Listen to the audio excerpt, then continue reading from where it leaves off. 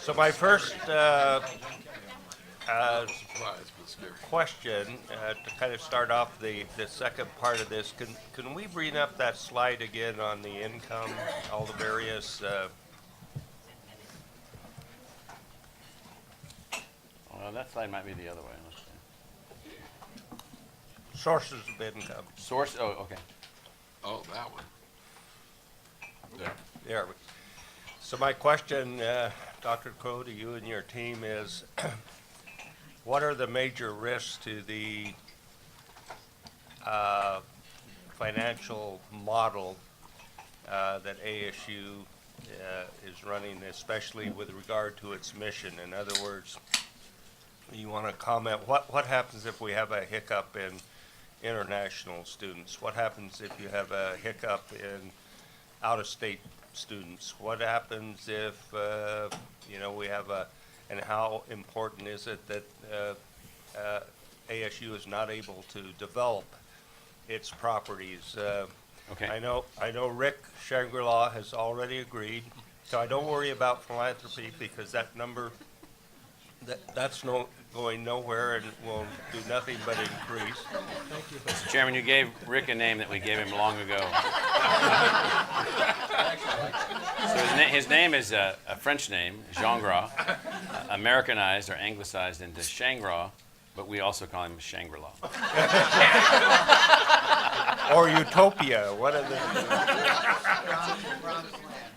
And it's not going to come from state aid. Yes? So you've given us this wonderful new model of what ASU is doing and how we're educating so many more students and financial aid and all of that. So where, I hate to be a downer, but where are the major risks to ASU's financial sustainability? And have you done stress tests to say, okay, if this doesn't happen here, are we going to make up for it in online or so? Anyway. Yes. So this is an important mindset shift perhaps for the board and perhaps specifically to ASU, and that is we are subject to market realities. We are subject to the complexities of the market. We are subject to, in meaningful ways and material ways, what you call hiccups. We suffer hiccups all the time. They're a constant part of our month-to-month, quarter-to-quarter, year-to-year existence right now and have been for a long time. All of the numbers that you see are not an outcome of this is just what happened. These are an outcome of managing those processes. And so we are most vulnerable in we have a very significant reliance on international and out-of-state students. We will continue to have that reliance. Our in-state students are a financial net loss to the institution of a substantial amount of resources, way beyond anything we're even asking for the state, or from the state. And so right now and I'm going to have others comment on this, we mitigate risk by basically constant adaptation and innovation. If we approached any of these things from a static model, we would have been crushed a long time ago. We would have been defeated a long time ago. So I'll pick one example. So we had some difficulty getting, Kent, you better be ready here. And so yes, and so we needed to modernize and scale our application process to make sure that we were not left out of a particular approach.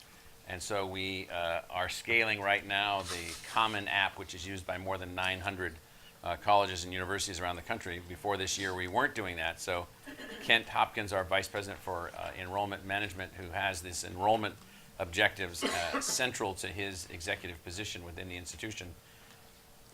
Common App implementation, and then what we're doing to speed it as quickly as possible. As quickly as possible. So You we should activated the Common App. Stand up. So hello, happy Friday. Thank you for your service to the state.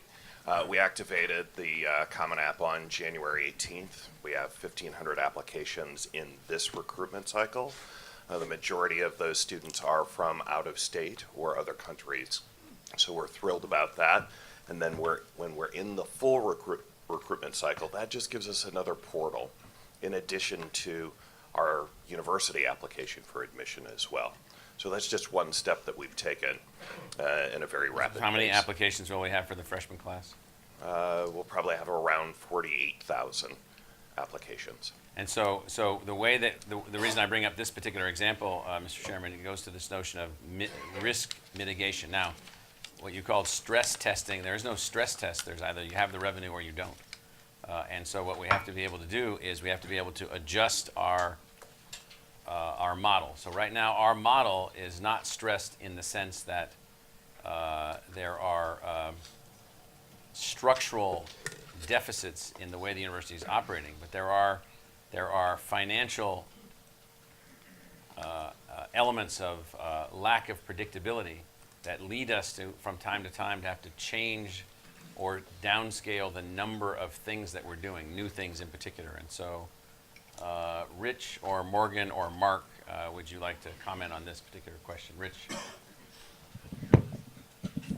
Yes, thank you. short answer. So I think I point out two things. The one is that the stresses that if there are stresses that we're going to feel, they are likely to be stresses that affect the rate of change rather than the absolute operation. We have an operation that can withstand, at its current levels of success, and they are substantial, as you've heard this morning, quite a bit of change. It's the ability to get to the larger numbers that would start to be stressed, not the ability of the institution to function successfully. This is a very important point. So our stress is a function of attaining our objective, which is our output objective. So we don't have a revenue objective, we have an output objective. So revenue shortfalls then limit our ability to attain that objective. They don't structurally alter. The institution has too much momentum and too much scale to alter the core of what we're presently doing. It's what we're attempting to do. That's a really important point. The other point that I would make is that if you look at just the period of time that's up on that chart, if you would ask us to present what our situation was likely to look like in the next 5 years in 2008, it wouldn't have looked at all like it does now. That was before the state cuts started hitting. We have managed through the mechanisms that President Crow was talking about of applications of technology, adjustments to the modes of operation, to hits that are probably well beyond what is likely in the kind of scenarios you're talking about in terms of hiccups in international students, hiccups in domestic non-residents. When the levels of reductions in revenue and the speed at which they hit on 3 different occasions over the period between 2008 and 2013 were remarkable, and yet, as you saw from what we presented earlier, we have managed to work our way around things that are probably worse than what hiccups would look like. So I can't tell you exactly what we would do, but somehow we have demonstrated some level of management flexibility to be able to accomplish these things. Morgan? So, just briefly, I think, what you're really asking about is the enterprise risk management and aspect of it. And we spent a lot of time, looking at the financial aspects of that and various projections that we have, but also doing some contingency planning around it. Okay, well, this is our model, this is our plan that we've adopted. What happens if something else occurs, and what impact does that have? What options do you have then to change things? What ability do you have to mitigate those risks? And so, that's an ongoing, regular process. We have discussions like that at my team's level. We also have discussions about that across the institution, and most importantly, with the senior leadership of the university. And I guess one thing that I would observe is, if you think back, say, over the last 10 years now, there has been an incredible change in terms of the business model of the university, how we do stuff, how we pay for things, how we generate revenue. But at that same time, we have been able to actually strengthen the university financially and improve a lot of our metrics. And so we spend our time, thinking about how do we push all those metrics on the spider chart out to the outer edges towards our goals. We've made a lot of progress on that, but we've been able to do that while really completely reinventing the business model of the university. Now, all we have to do, of course, is keep doing that, and so as Dr. Crow mentioned, the stresses that we tend to have are not, you know, can we figure out how to increase our revenue this year over next year? It actually works backwards to that in terms of our planning.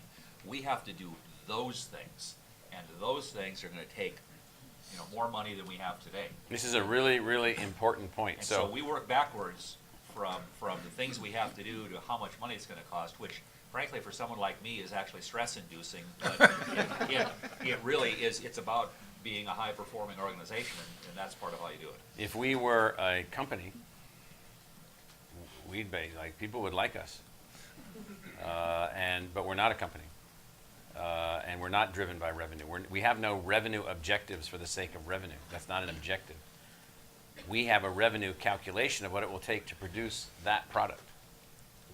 And so the risk is risk of failure to complete the product, to produce the product.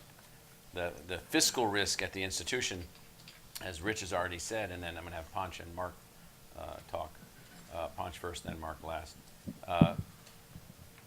The cuts that we took from the state were monumental, beyond anything that, as far as we can tell, any institution has ever suffered, ever. And so we went through that. And so there are no scenarios like that that we can see, but let's say one occurred.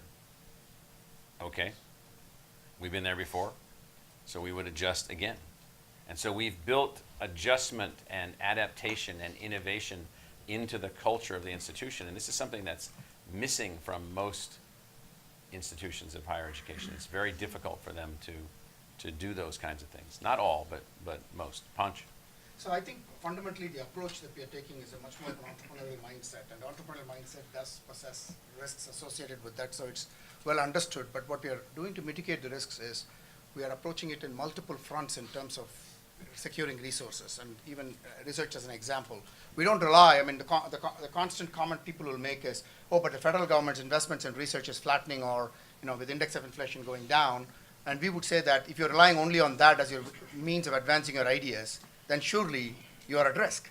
But then when you start to look at various opportunities in terms of what you can do to secure resources for your ideas, and some pan out, you know, halfway, some don't pan out yet.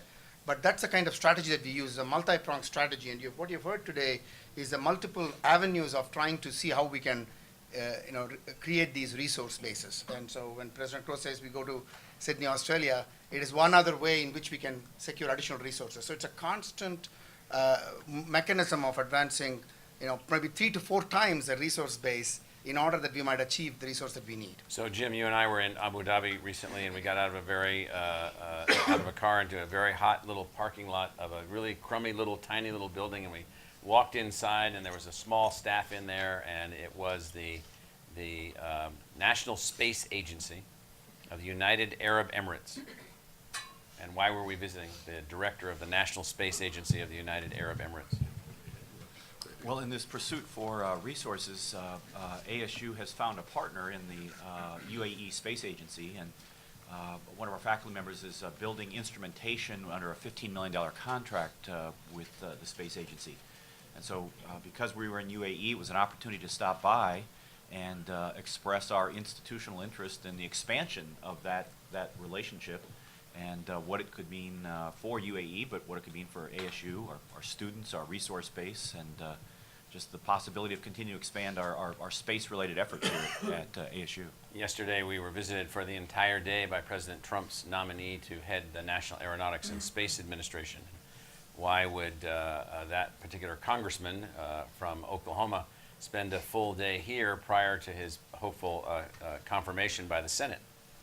Because he wanted to come to the institution that is best positioned for a different way of thinking about the future. So we have commercial partners, transnational partners, intergovernmental partners, American partners.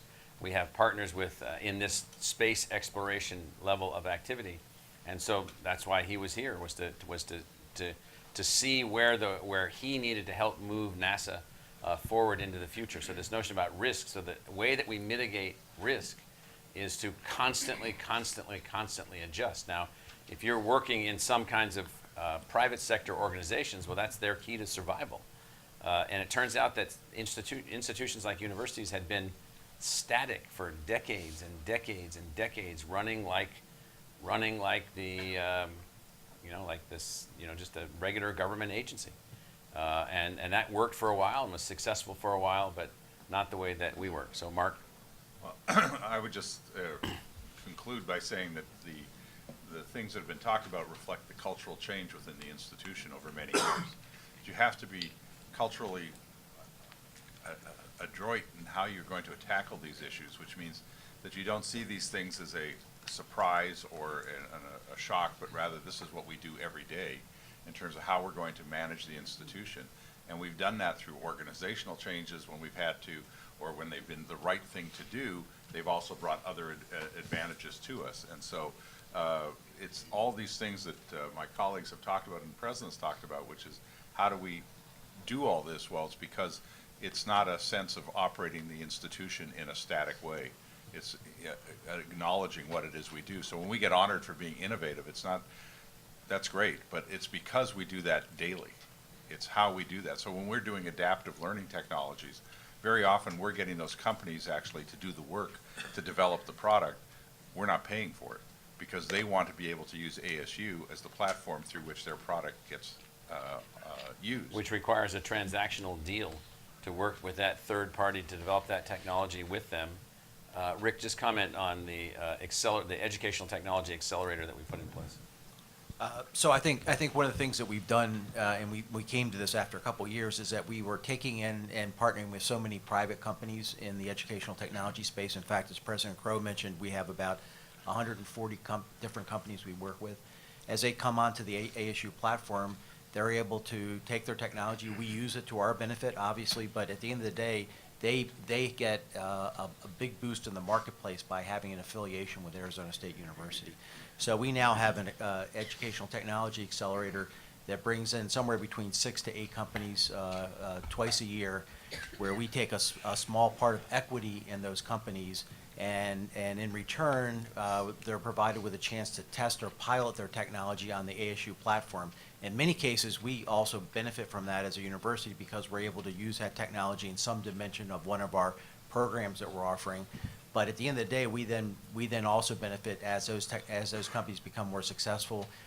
They then share that technology out in the marketplace to other universities, which we think overall helps our mission also, and then also provides, if they're really successful, some opportunity for us to get a return on the back end from that. So back to the question, Mr. Chairman, that you put also on real estate. So a $330 million renovation of the stadium, possibly $150 million for the renovation of Wells Fargo and the building of the baby Wells Fargo, the replacement of all of our other athletic facilities and the upgrading of those to high quality standards, the building of a field house. I won't walk you through all of it, but I'll just round all those numbers up that they're in the hundreds and hundreds and hundreds of millions of dollars. So here's a material risk. Our Novus Innovation District is the means by which we're going to pay for those facilities. We've already taken out one of them. We have one nearly done in construction. We have two in planning mode. We have other facilities in planning mode. And so that was something that was decided 10 years ago. So one of the material risks to the institution is inconsistent governance.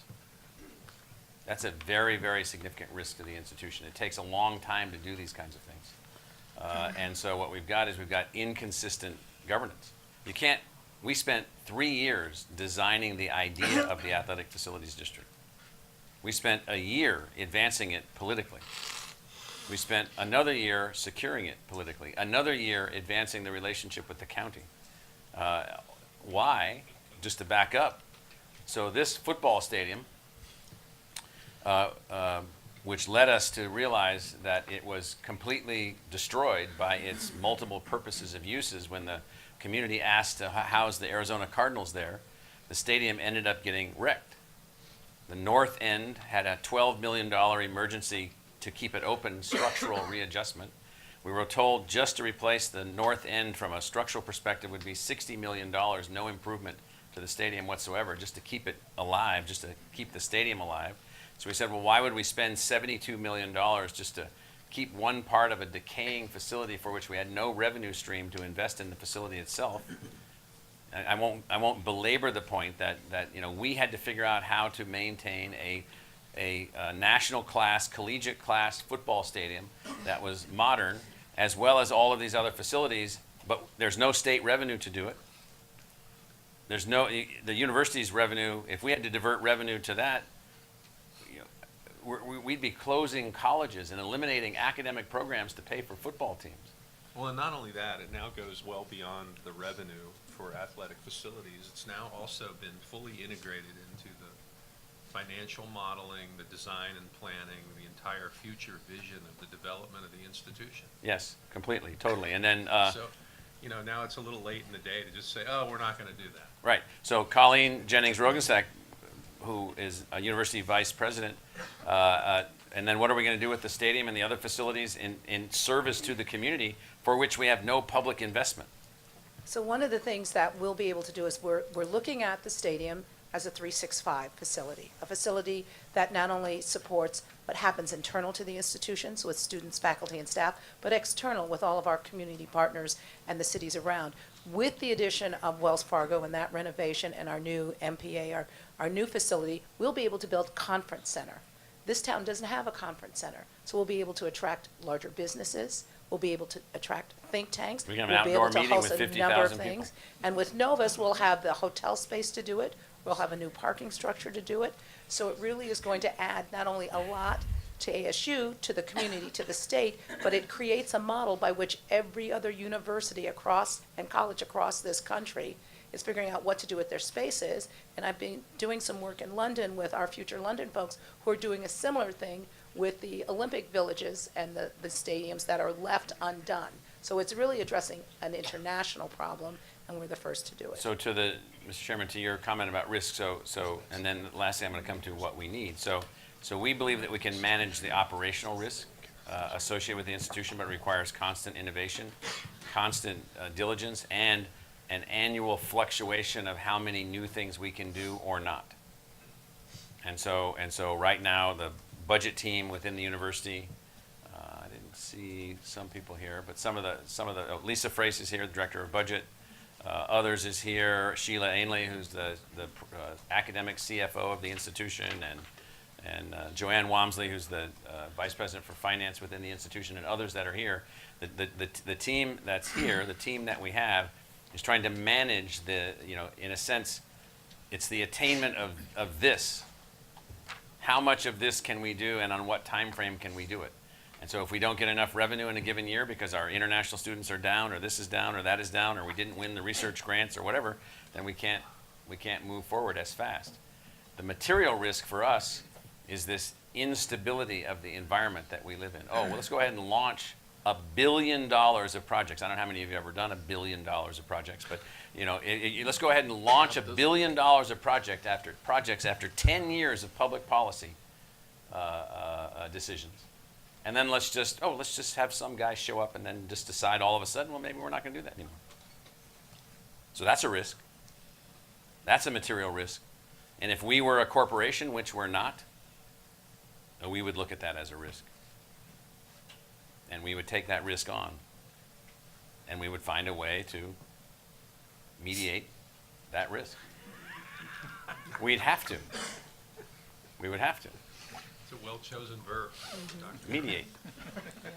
So, Mitigate or eliminate. yes. Well, so I use the word mediate. Yes, And I so noticed. I'd say the most significant risk is one that the board, you and I have already talked about, and that is, it's basically management of the institution.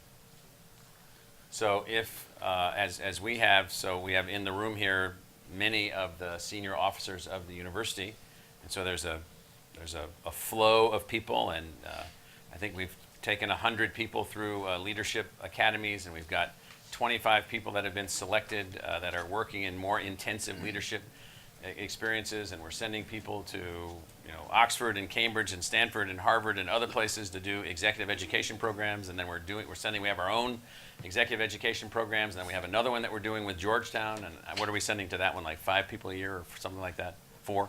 And so we're putting huge amounts of energy into building the leadership cadre in the same way that private sector entities would, But because of the way governance of the institution works, someday, at some point in the future, the board may get together and they may say, oh, I don't know, we just need to hire some, provost from the University of Montana, because this is just, in a sense, it's an unusual way in which these types of institutions are governed. And so we're not that kind of institution anymore. And so there's a substantial generational risk relative to the complexity of the operation of the institution. So all of the leadership of the institution has to have the capacity to operate as an academically engaged, academically thoughtful, and if they're a faculty member like some of us are, a successful faculty member, but they also have to be able to operate financially and from an innovation perspective and from an adaptation perspective. And if they can't, and some of my colleagues can comment on this, if they can't, that would be problematic, very problematic. Any colleagues want to comment on that?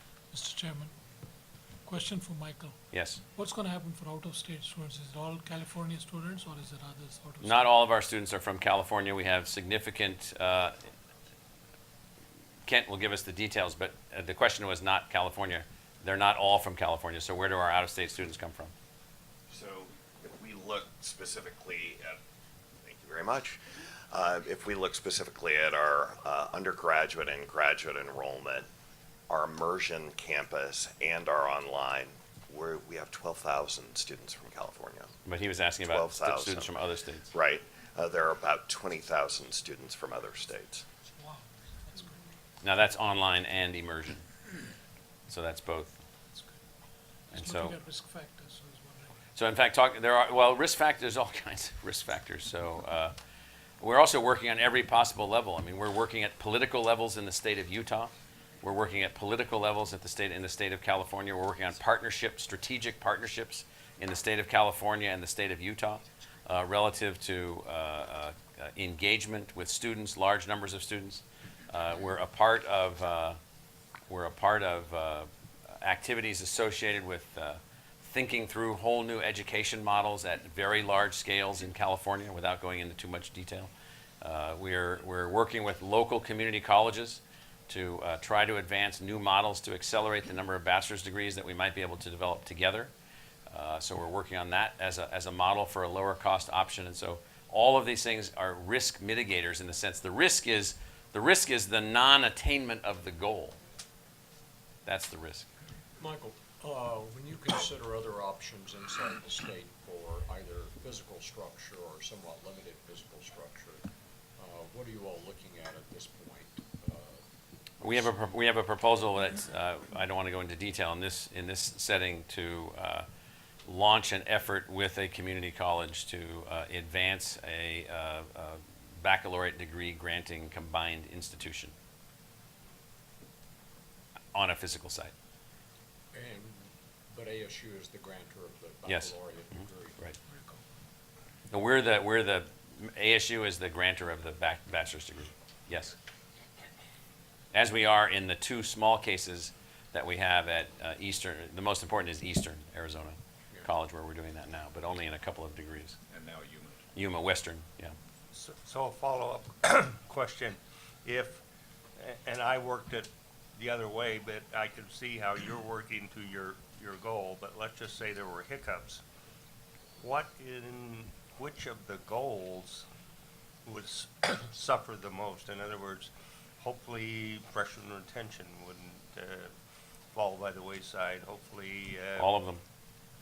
So the resource margins that we have, and I appreciate the other comments from my colleagues, and so we operate off of a central budget model as opposed to a compartmentalized budget model or a responsibility-centered management model. Most universities are run on a responsibility-centered management type of model. We don't run that way. That doesn't allow you flexibility among and between your units. It allows for slow lag time responses to financial disruptions. It's got all kinds of negatives. It allows argumentation to be the main way in which budget adjustments are made. And so we're not interested in arguments over budget adjustments. We're interested in budget adjustments. And so we can have discussions, but we're not interested in it's my money, go away, drop dead. Those are arguments. And so what would suffer in that, and all of my colleagues can comment, would be it would be difficult for us to maintain if we had substantial financial perturbations, or if we don't eventually get the resources from the state, or if the state decides to become an intensively regulatory body affecting the ability of the university to generate its revenue to be able to be successful, which would mean they actually don't believe in the university. That's what it means. And so everything would be affected. Mark? It also depends what's the cause of the perturbation, right? If we're taking more in-state students because we can't get as many out-of-state students, sure, retention might actually go up. But finances are going to be hit severely, and that's going to impact our ability to recruit faculty. If I can't recruit faculty, Ponch can't hit his numbers in terms of research because he's trying to drive a much bigger research infrastructure, and that hinges on the faculty. And so all these things become interdependent and interconnected issues that don't just stand on their own. If we weaken in any way, if we are unable to maintain our momentum, our faculty become more easily recruitable by other schools. And now, since they're performing at such a high level, we're retaining faculty. Mark and I laugh about this sometimes. We're getting offers from Ivy League institutions for our faculty where the first digit of the salary for 9 months is a 400,000.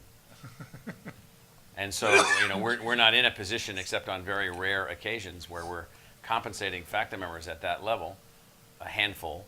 But nonetheless, we are having to retain them against offers like that. We're having to deal in a market. So there is a market for the people that we have, and so that's a risk. And so if the institution has fewer resources, we will not be able to maintain the faculty that we have. We will not be able to advance the faculty that we have. And so that's a really important constraint that we have to work against. Mark? Well, I would say also that the other competitors who are now emerging for our faculty is industry.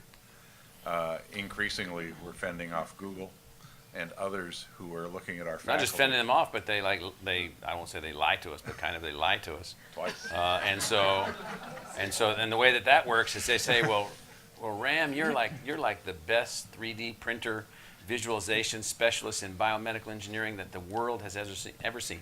Come on up to Palo Alto for just a year.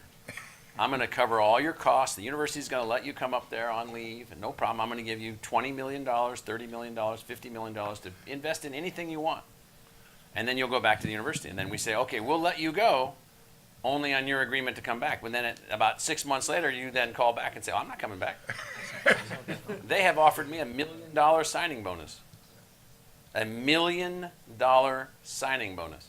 Because all they were doing was checking out whether or not I was real or not. Now they know I'm real, and so I'm not coming back to your little cheesy little place back there where you're going to pay me some little mincemeat salary.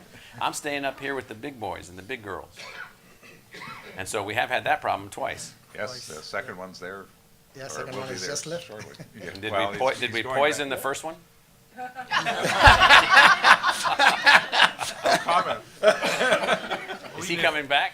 Even if they don't hire him, they second still one? The know first their one. every thought First and their one, every move. he's still on a leave without pay. The first one's still on leave without pay. Now, so the reason we agreed to do this, because this is a common thing when you work with the government. So the government will say, I need Dr. Krishna to come over to the Defense Advanced Research Projects Agency for a year and help us run some programs. And then maybe you'd stay 2 years. We sent one of our faculty members to NSF. He stayed 4 years. So we send people in there as program managers. We don't pay them. They pay them. Then they come back. They get their tenure back, that whole thing. That all works fine. These guys, they don't work that way. They come back. They change the whole economics of everything. So the economics of the acquisition and retention of PhD level thinkers right now is changing dramatically. So Amazon hired Stanford. like 2,000 PhDs in the last 3 years, changing the market for PhDs. Facebook, what did Facebook just do with us, Ponch? They call us up one day. So they call us up one day and they say, well, we want to develop a strategic partnership with a select group of 5 or 6 universities. And you are one of them because of the research intensity and the kinds of things that you're doing is very aligned with what we're looking for. But there's only one thing. We need you to get this agreement signed in a day. And so President Crow said, you mean 24 hours? They said yes. We got them back in 16 hours, the agreement. But Facebook and all these folks now are doing deals and making connections and hiring people and expanding their laboratories and Yeah. moving in new ways. And so what's happened is that for the market for talent at the level that universities are requiring talent is shifting. So a material risk is, we're sitting back here thinking, well, could we go 8 years without a salary adjustment? We had to lay off we had to put on furlough the entire faculty of the university. So that can have a material effect on people's perception about whether or not they want to go work at Google or not. So is it safe to say you're opposed to the legislature's salary cap? I'm not opposed to the acts of any group of people that, basically think like, socialist communists that believe that wage controls and price controls are the way that you actually advance institutions in a market-based society. I'm just happy we don't live in one of those places. So Chair, right now I would like to add, a comment about even the retention. The fact that we are able to increase our retention and keep our students of the highest quality attracted to ASU is because of the fact that we have a fantastic research, entrepreneurship, innovation enterprise. So these are all highly interrelated. If you don't have the research dollars, if you don't have the resources that you get, from other kinds of sources, you don't get to retain the students or graduate them at the way in which we are graduating. So they're all highly interrelated. They are not individual silo things. Yeah, there's no silos between research and other things. So back to risks. Other officers want to comment on risk? Stephanie, I'm going to pick on you. So Stephanie's managing one risk that we have now, which was the acquisition of Thunderbird. And so Deputy Provost and Vice President for Academic Affairs, Stephanie Lindquist. And so the way we mitigate risk associated with wanting to be successful with Thunderbird is to... Well, we quickly pivoted. We started to evaluate the risks associated with the campus, as you well know, in Glendale, and also evaluate the revenue model at Thunderbird. We're very, very eager to ensure that Thunderbird is successful going forward. It's an outstanding brand, and it has a tremendous history in Arizona, so we're keenly interested in making sure that it's successful. So we had to quickly pivot to think about alternatives for that campus, and we operated, I think, I'm very impressed with ASU. I'm fairly new to ASU. But we put together a team to think about all the moving parts in moving Thunderbird. Stephanie was the Dean of the University of Texas Law School and the Dean of the College of Public Affairs and Public and International Affairs. At I already University forgot. of Georgia. Anyway, and was on the faculty at Vanderbilt and other places. Yeah. So. Anyway, so you all have seen the result of all of those collaborations across the university, and almost every administrative office in the university, from Katie's office in public relations all the way through to the provost's office and all the folks in the provost's office, president's side of the house, required tremendous coordination. And now I'm very excited that pivot toward the downtown for Thunderbird, and as quickly as we did it, within several months, we had this move in operation. Or operationalize the move. Now Thunderbird, I think, has a very, very bright future. So I think it's just an illustration of how quickly we're able to pivot, how flexible we are, how adaptable we are to circumstances, to think about alternatives, thanks to Rick Shangro and his outfit for his real estate folks for thinking about ways to manage the real estate. Not just real estate, but well, the all, entire all enterprise. aspects. Absolutely, And absolutely. So Rick and his group bring us, Rick, you wanna add with anything? others within the institution, capability. Who else wants to comment? So, Mr. Chairman, on risk then,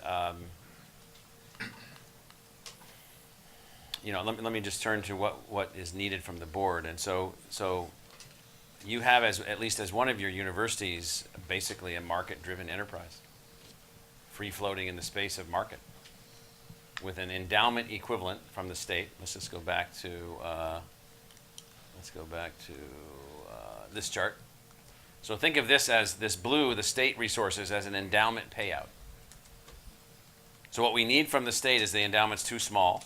We don't want to make it larger based on the scale of the university. We want to make it larger based on the kids coming from Arizona. So that 1/2 of the support for the cost of the student coming from Arizona, that's what we need, this number right here. And we need every ounce of energy that we can put together to drive towards that. And the other thing that we need is going to this number. Where's the financial aid number? Right here. This blue number here, institutional gift aid, and this tiny little number, state gift aid. This is a tremendous, tremendous complexity for us. No one in the United States at a public university is doing this. No one. And so the ultimate development, and think of it as a strategic project by this board, would be to take Arizona to where Georgia went a long time ago, to where most other states have gone, and that is some financial aid for students to go to college. It changes the college going rate. So it's a proven academic fact that if there is a built-in state-based financial aid system, it becomes embedded in the culture. So in Georgia, they have the Hope Scholarship Program. If you have at least a B average, you get a tuition scholarship to go to any state college that you can be admitted to. There's nothing like that in Arizona. And so all these kids, back to that other chart with the loss, I don't know where that one went, but back to that other chart showing the block of students that aren't going. One of the reasons they're not going is they don't see a pathway.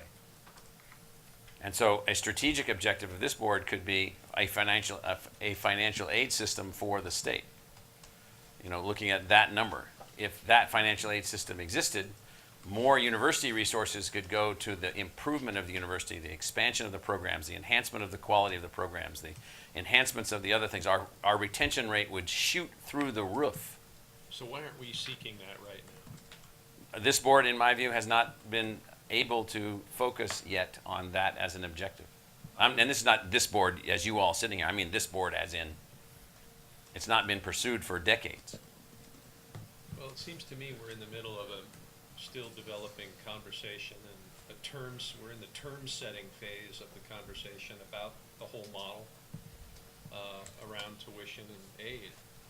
And so we should be advancing whatever policy that we think would be right, and which will also allow us to set the terms for that conversation. That's, you know, in my view, that's exactly what we should be doing. I see no reason why we couldn't undertake that, Michael. Yeah. Because it's demonstrably had an effect in Georgia. And other states. And other states as well. You can see the difference, and it will have a tremendous impact, and it goes to your block up there in the northeast corner of Right. your. Well, and maybe if we could get them a little more focused on what they ought to be thinking about, which is how to educate the population in Arizona, they wouldn't have so much time on their hands to think about whatever. Well, and I think that's So- the other thing, Jay, we have to advocate for, is we have to advocate for the Achieve 60 AZ and really address the issues that you are showing us, Michael, associated with that shortfall. And as well, we need that study that I was referencing for the state of Arizona that really does show what's going to happen to our state economy Yeah. without sufficiently well-educated students. And we've got pieces of that done already that could be enhanced and put together. And there's no reason why, and I don't see Dan anymore, why Dan and Tom and some of the other folks here who work out of Dennis's office Yeah. can't piece that together. It doesn't sound like it's a tremendously difficult task It's- for those individuals. It's not. The challenge is advocacy, clearly, and one that this board has not been as good at as it could be over the years, clearly, to let this state aid thing languish as it has for a long time. But I think this particular group of regents is interested in these things. The last time we did statewide polling on, which we did, and we can get that to the regents, on whether or not the people of Arizona would support a financial aid investment from taxpayer dollars to support kids to go to college, it was, I think, between 76 and 80% yes. Yeah, I mean, if you talk to almost anyone, it is about the price that they have to pay for their child to go to school. Which is different than what does it cost to run the university. So we've conflated all of these things into one thing. We think that Right. tuition is cost and paying the tuition is the issue. And so all discussions about tuition in a place where there is no financial aid from the state, et cetera, are just discussions about reduction of resources. They're just budget cutting discussions. But this also goes to the conversation that you and Rich and I have had about educating people about how you pay for what it costs to educate a student in the state of Arizona when the tuition doesn't really cover. Yes, back to that other slide. Or the one that, yeah, any one of the ones that we're talking about. Right. two or three of them. Right. But that is another issue as well, that it seems to me that this board has to take on, or it really, it allows people to misunderstand the relationship between tuition and the cost of this university. Finally, the other issue, in my view, has to do with research and the economic prosperity that you generate from the research, which again, when I was down there last week, when you and I were there, I don't hear still people understanding that issue of the economic prosperity that is driven by the research that Ponch and his outfit and the faculty associated with that really pieced together. And that's true in Tucson as well as in Flagstaff. Well, so when I drive to San Diego, I love to stop at that Dateland place. So do I. And so it's just to eat They're- like they're a low-cal. date shake, you know, with like 900 calories for like half of the thing. And so the last time I was there had just been a thunderstorm. The place was knocked out of electricity. People were beating on the windows, you know, trying to get under the inside. But there's still this belief that somehow that the economy can run on Dateland shakes. And so it turns out that it can't run on Dateland shakes. And so the old, what used to be called cheeseburger and root beer economy, where we sell cheeseburgers and root beers to people that came here to retire, that's a piece of the economy.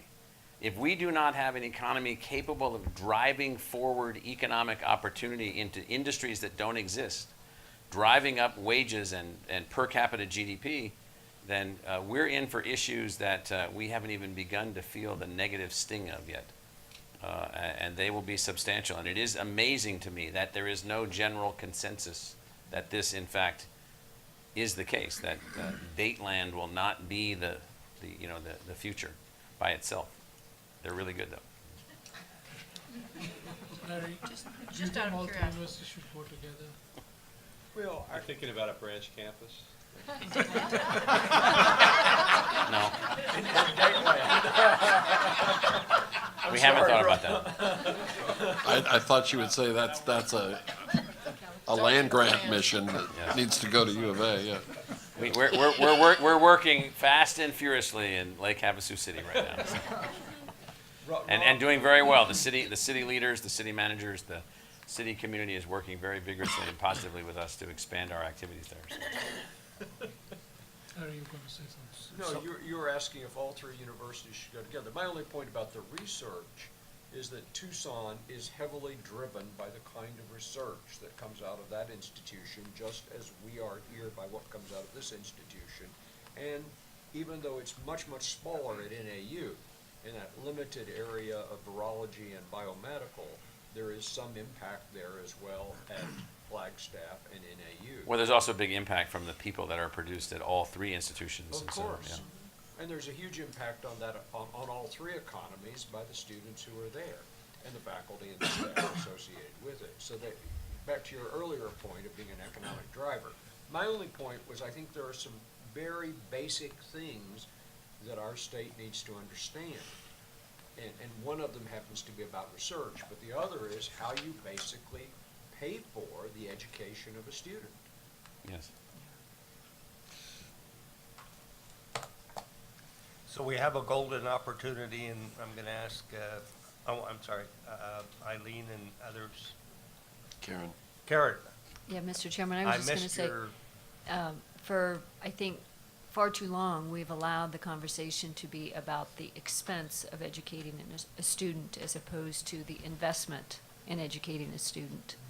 And so I think it just underscores the need and the importance of talking about all three universities collectively as a base industry. And we've talked about this, and we're moving towards having, the analytics put together so that we can move forward with that narrative and start educating everybody that this is in fact an investment, not an expense. This board has not only an opportunity there, but we're best positioned to speak on behalf of all three in a communications effort to really gather this up in an impactful way. Base industry really is a tremendously important concept, and we're nowhere near having that concept in place. A few weeks ago, I was in Beijing, and I had an opportunity to have a meeting with Ambassador Branstad, President Trump's appointment as the U.S. ambassador to the People's Republic. Rick and I spent some time with the ambassador, and I knew him from many years ago when he was the governor of Iowa, and it was interesting. So it turns out that all these international students that we have are considered in the balance of trade as an export product of the United States, even though they're being serviced here. So it's a service industry gaining new capital for the United States at scale. And so we talked about that, and we talked about other things that we're doing and other ways to exchange and drive up exports and so forth and so on. And so the point is that we are a base industry. We're a base industry that produces products. We're a base industry that generates expenditures beyond our own budget. We're a base industry that has a net impact on the state's economy. We're a base industry that has a huge impact on the future economy that's evolving. And I think I heard somebody saying, well, we have these 3 universities. So I would argue, given the differential assignments here, looking at these assignments behind me, I would argue that we not be treated the same. And I've argued for some time that the universities need their own focused treatment from this board. It doesn't mean that we don't fly together. It doesn't mean that we don't operate together. It doesn't mean we don't coordinate and maneuver together and rely on each other, because we are going to be able to do that increasingly. But we don't have the same assignment. We are not a system.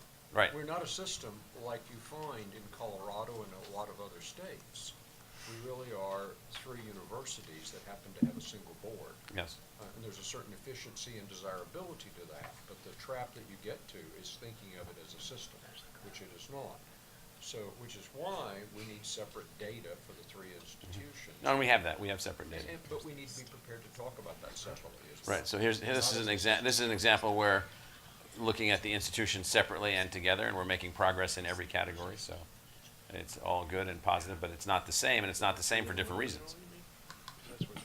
I think we've been saying that very clearly, that we have differentiated missions, differentiated opportunities. Clearly, what the work you're doing here is fantastic. We want it to continue. And I think our goal is to give you the support you need to do that. At the same time, realizing that when we talk about the state as a whole, when you try to influence policy, taking all 3 together paints a picture that you can easily convey to lawmakers and Well, the it's like governor. talking about the aerospace industry that is here in the state. It's like talking about the electronics industry Yes. that's here in Right, the state. it's a This is the statewide- education industry. statewide These are number, base right. industries Yes. that export. Yeah, and not only that, but Grand Canyon is a part of that, and Arizona Christian is a part of that, and Yep. so the education industry is a big deal in certain places and certain economies. It's a big deal here and needs to be seen as that, and it's not seen as that. But this goes to what effort we need to do, not just by individual board members, but by the ABOR office. And Sarah's limited operation, meaning Sarah alone. No denigration, Sarah, just, there aren't many of you. How do you then take advantage of limited resource to really piece together the kind of messaging and collaboration with the 3 universities to really tell the story better?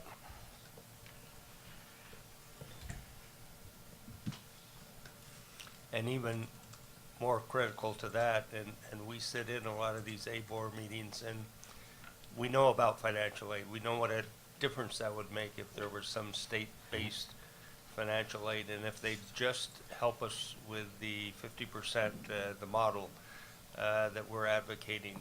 And then you start running up, they're going to pit K-12 against us, or against everyone. That, the resources need to be put to K-12. So you have Prop 301, and that could be a major, whatever's going to happen to that as we proceed down the road. The various models of that say part of that could go to some financial aid for the universities. So it's just a matter of us, I think, as a board, trying to set our priorities. If those are the 2, financial aid and our model, and that would help out the universities the most, then we need to figure out how we're going to best package that and message it. So we know that 76 to 78% of the population of Arizona, if given the opportunity to vote on a ballot initiative, would support state support for tax support for financial aid. So we already know that. And so this institution that you're sitting in was a product of a ballot initiative. And so I'm not suggesting ballot initiative, I'm just suggesting that this board has, in a sense, immense, as Abraham Lincoln did in the movie Lincoln, if you remember when he slapped his hand on the table and he was not getting the votes that he needed for the congressional act to advance the 13th Amendment. He said, he just slapped his hand on the table and says, I'll get those votes. You're going to get me those votes. And so everything is a battle. Everything is a battle. Just go back and watch that movie. Look at what he was trying to solve. Look at what he had to go through to solve it. And so there's all kinds of people that say all kinds of things. Oh, we don't really need this. K-12 is going to be upset about that, and blah blah blah. You know, it's just okay. Yeah, I'm really interested in that. What I'm really interested in is changing the outcome of the college going rate for Arizona so that Arizona can have a better economy in the future. That's what I'm really interested in. I'm really interested in our democracy actually working by not ending up with only rich people having college degrees and poor people having no access to college degrees, because that's not going to work out very well in the long run. I'm really interested in university-level graduates with broad perspectives and a foundational understanding of the humanities and a foundational understanding of their subjects beyond the humanities being the future elements of our. We got a lot at stake. This board has been given an unbelievable responsibility, and it's to figure this out in the midst of everything else that's going on. And so what we're trying to do, those of us that are here in the room, the staff that's here in the room, the others that we work with that are here every day, that are out there right now, we're trying to deliver this, because you all have said, you all have said, do that. You didn't say just mind the store. This board through the years has said, do that.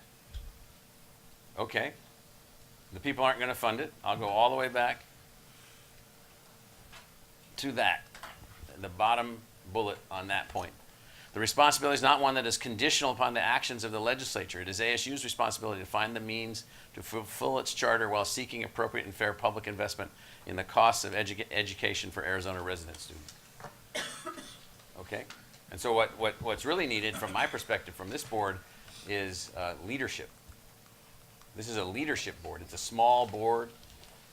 It's not made up of 20 different pockets of specialists. Sure, we need to be held accountable, and you need to, appoint the right people, replace me when you're sick of me, or whatever. And so that's what the board should do. You find the leaders, you support the leaders, you advance the leaders, but there's a bigger level of issue, which is the design of where we are. So we have this low college going rate, which we'll remember from the Northeast quadrant right there. That, as Regent Penley says it correctly, that is an Achilles heel. And that, by the way, inside that shortfall, that is hugely, hugely dependent upon success in the Latino community, just based on raw demographics. Right.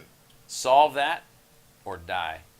I mean, that, in terms of economic competitiveness. I mean, it's just as simple as that. But we can solve it. Oh, it's solvable. There's nothing that we're talking about that's not relatively straightforward and not there's nothing that's even all that complicated. It's just a function of, we're not considered a core or critical industry of the state, base industry. We have no state-based financial aid. Those are leadership positions that only the board can really help to define that. And then the second thing that we need is just help. Like, these are really complicated things, and the board brings in experiences that we don't have, and backgrounds that we don't have, and perspectives that we don't have, and we need those experiences and those backgrounds and those ways of solving things to help us to be successful. So President Klein, Well- maybe you can help us out here. Glad to help. Mr. Chairman, I think that's one of the reasons that we worked so hard in 2013 to start focusing on student success. Obviously, what's good for our students is good for our universities in the long run and for our state. And then in the past couple of years, with the creation of the enterprise plan, we intentionally didn't try to design a system in the traditional sense, but we worked very hard to enhance the connectivity between the universities, and importantly, to have all of the university outcomes now tied to a greater statewide outcome. So we have in that plan addressed things like calling out financial aid as a strategic objective, not just for our enterprise collectively for all 3 universities in the board, but for our state. And we've listed several key dependencies, such as the changing demographics and the need to continue to enhance our K-12 pipeline. So I feel like the board, over time, through its planning efforts and its measurement efforts, has taken on the core challenges. We do still need to work on advancing political support, not just legislative support, which is what most people think about, but support from the people. We've talked many times about how that will likely involve going to the ballot. Our next opportunity is going to be with the reauthorization of Proposition 301. That may not happen this year, but when it does, we want to make sure that universities remain central to that funding source that the people have approved for the past 20 years that helps support our research enterprise, and then we want to work to build on that. And it's going to take that level of engagement, material changes, to be able not just to solve these issues, but to make sure we have strong institutions going forward. So I think the board is very well positioned now to know what needs to be done, to understand what the future is looking like and what we need to deliver. We do need to make some adjustments to our plans, as Regent Penley has talked about, to make sure we're in line with the 60% goals. But overall, we are well positioned now to move forward, to make sure that each of the universities is successful and that we're able to tackle these challenges on behalf of our state. And I agree with President Crow, and I know we all believe that. Sometimes we forget, because we get so busy in all of our transactions, that we can sometimes forget how much authority has been given to this board. I remarked yesterday in my president's report intentionally that from the beginning of this state, the Constitution was ratified 106 years ago today, that it was by design in the beginning. There was a Board of Regents and the first university created, and that was part of the initial set of state assets. People gave that responsibility to the state. So, as I said yesterday, we don't intend to keep operating the way that we operated a century ago, but it shows you how central higher education is to our state's success. And from that, the legislature has given tremendous authority to this board. So everything that you would want to do to enhance design, to have more engagement directly with the universities, create whatever the organizational design is that you want to impose, the legislature has been very generous with the power and the authority that it's given to this board. And right now we have a governor who appreciates what it means to create the right system design for the state, and I think we should take every opportunity to help chart that course for Arizona. So I thank you, President Crow, for the in-depth review that you've provided to us today. I know the conversation continues with you, but I very much appreciate the partnership and helping us to identify critical issues, and to the teamwork that you display across the enterprise with our office and with the other universities, so that we can operate the way an enterprise would in a matrix leadership fashion, so that together we can really take on the challenges and make and deliver for the people. So thank you for that. Thanks, Mr. Chairman. Thank you. Other regents, questions, comments? Mr. Chairman, Yes, Regent Christian. one of the comments I have is, it's good that Michael and Eileen are all saying this, but what's going to happen with the lawsuit that the Attorney General has filed against us? Did you get the 70% okay from the public for the bond issue before that or after that? That polling data was from some time ago, and so I don't know if the regents are giving an update to other regents on where things are relative to the lawsuit. I'm still trying to get over the notion of being sued by our own lawyer. That I'm just sort of stuck on that. And so I don't know if people want to comment on that or not.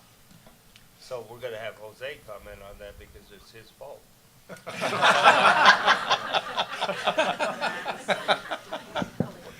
I take the fifth. Well done. But so As a point of I information, will though- say that the support of the universities, we know this actually being on the ground with tens of thousands of families that are connected to us, with 500,000 alums, with more than 1 million people that we're communicating with on a regular basis, with hundreds of thousands of alums that are working and paying taxes in Arizona, with our communication back and forth with them, with what we hear from them, we have strong support.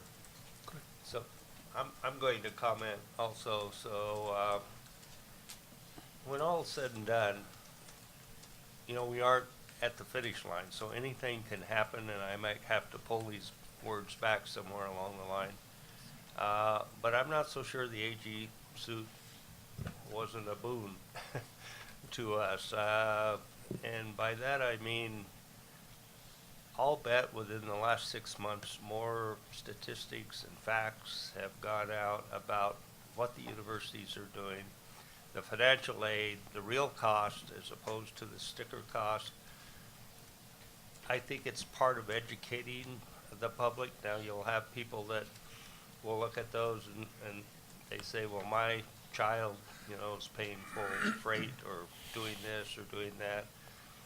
But I think we've done a decent job, I think, in telling our story, and especially the universities, and especially ASU. There's been all this, you know, Dr. Crow has had a number of articles about the difference, you know, before the Great Recession and our AG, and when he went to ASU, and what his tuition was, and what the graduation rate was when he was here, and you know, the diversity of the institution at that time, as opposed to what it is today. And so, I don't look at the AG lawsuit as a, you know, we get blasted on the press and the radio and all this, but I think most people see through that. I think it was a real opportunity for us as the universities to advance our case and explain what we're doing out there. So, in my mind, it wasn't a negative. I just hope we prevail in the suit when all is said and done. But it could put us on a road to explaining, you know, better, you know, what we're doing and what we're attempting to do, or what the universities are attempting to do. And so I don't know. I'm rambling. So, Well, Mr. Chairman, as you take the final questions, I just want to be sure that we also ask for a motion to adopt the plan. I think that's what you're asking, President. I can't ask for motions, But you're asking but for we've the presented a board to- plan, and so You we'd can ask. like to know whether or not the board would like us to continue on this plan, because we. I'm not sure. yeah, and you so- mentioned several times, you don't know whether the board is going to allow you to continue your plan or not. We serve at your pleasure. Never assume, right? So Yeah, by your liege. are there other questions or comments about the presentation, or, you know, just comments in general? Regent Penley. Thank you, Mr. Chairman. No, I think I think the plan is well laid out, Michael. It's absolutely essential in the face of the kind of financial situation that the institution faces and the kind of needs that the state has for a better educated population for our economic prosperity. So I think you've done a marvelous job, a real entrepreneurial job of being creative and coming up with the resources to accomplish this. So I'm very pleased to see where we are today. I'm hoping that we can take the challenge that you've presented to us with regard to being a better advocate for the institutions, as well as explaining the institutions as a part of that advocacy. And I look forward to our cooperating with you and the staff that you have to put together the kind of information that we need to be both that explainer, to use a former president's type of language, as well as an advocate. Well, I always liked the way President Bush said things. Strategery? You lived in Texas. I did. I confess, I lived in Texas. So, hearing nothing else, I'm going to move that this board accept Arizona State University's 2017-2018 operational and financial review. Second. I have a motion and a second. Any further discussion? If not, all those in favor signify by saying aye. Aye. Opposed? Well, thank you to the board, and you have many of the university's leadership here in the room, and so It's been, I think, important for them to have an opportunity to see this process, as well as the public's taking a view from that camera over there, as well as others that are paying attention to what we're doing. And so what I can say is that we are on it with every ounce of energy that all of us can bring to this to make this work. We're committed to this, to make this happen and to make this work, and we'll do everything that we can to mitigate the risks while we work towards these goals as best we can. I'm going to make one other comment, and I probably shouldn't, but I think for the first time, and I've said this over and over again, we have a new president at the University of Arizona, and I think that going forward, there are different missions of the universities, and I think the leadership of those three universities recognize that. And even though we compete in certain areas, I think going forward, there's going to be enhanced cooperation among the three universities in trying to get to this, statewide attainment goal that Right. Not only ASU's, but everyone else's attainment goals. So I am really optimistic going forward. I think this is kind of a new era with the universities working together, and there's so many exciting things going on. So Yeah, President Robbins and I have had many conversations, and we're continuing to talk about how we can work together, strive together, and so forth, and we're looking forward to beating them in basketball on February 15th. see, you had to take it right down.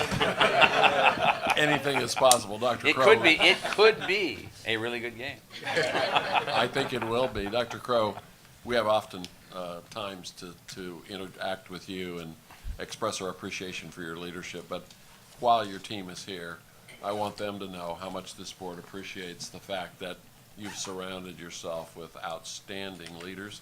No institution achieves what this institution achieves without a team of people pulling in the same direction. So we don't say thank you as often as we should, but to the whole ASU team, well done. And I want you to get a little sleep tonight. Maybe we can keep him occupied so he won't be calling you at midnight. Thank you. Can sleep on the plane. Not if there's Wi-Fi on the plane. I don't think there is, so.